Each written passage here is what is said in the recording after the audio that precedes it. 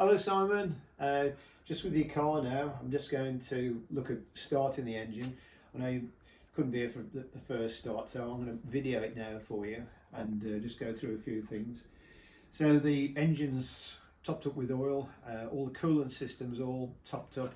If you look in the radiator, come up there, you can see the coolant's up to the top, and that's the waterless coolant.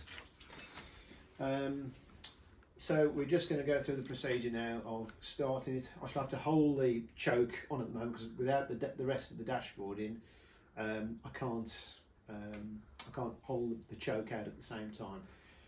So once we start it, then Melanie will have a walk around the other side of the car and check on the gauges inside the oil and the electric gauges, and so we'll just see how we go.